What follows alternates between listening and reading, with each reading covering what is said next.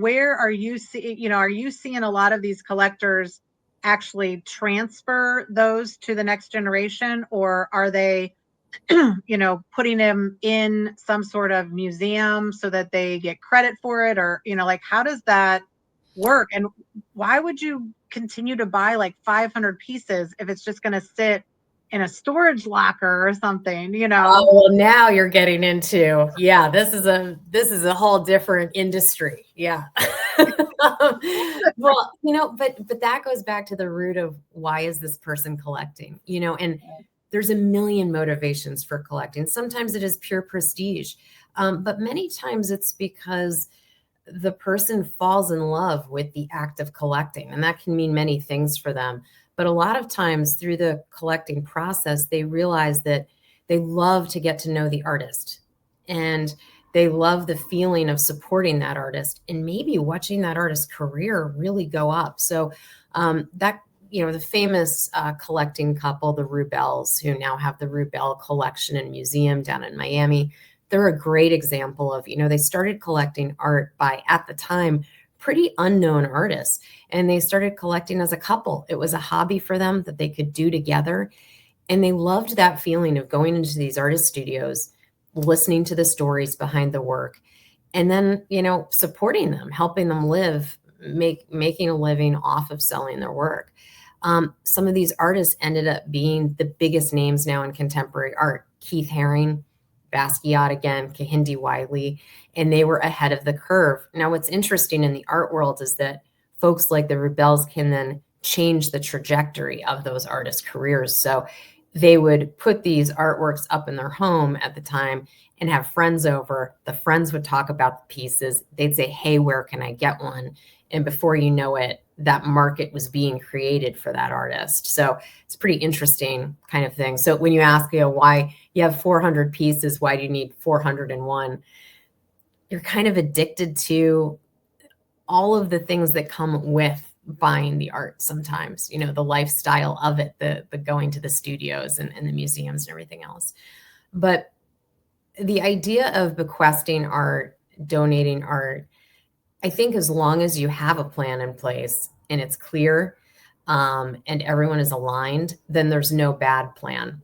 It's the families and the collectors that don't have a plan. And I'd say that's the majority, because art is often kind of allocated to this, we'll get to it thing.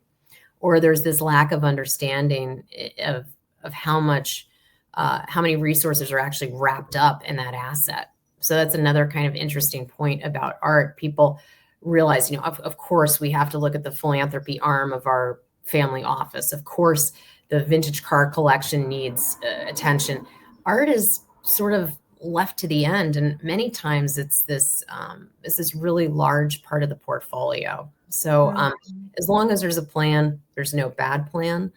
I think what I'm seeing a lot, which is really exciting, is that this next generation of family member, and oftentimes there's a woman involved in this decision-making process, they want to do things differently. So the time of having your name on the side of a museum or having a wing named after you because you donated a collection or a piece, those are kind of going the way of the dodo. The younger generation wants to see that their philanthropy is making a true impact in the world. It's changing people's lives for better, or helping the environment overall, or, really contributing to something that's bigger than them.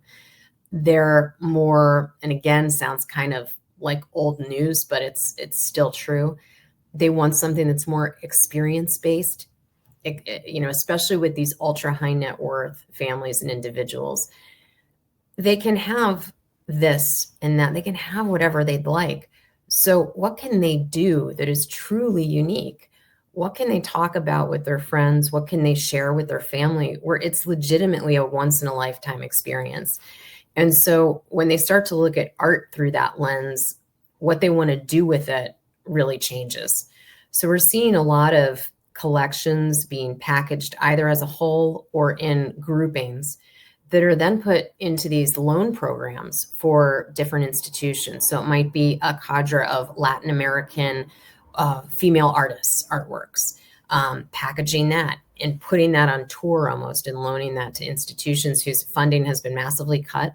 They need to really rely on independent collectors for things like this.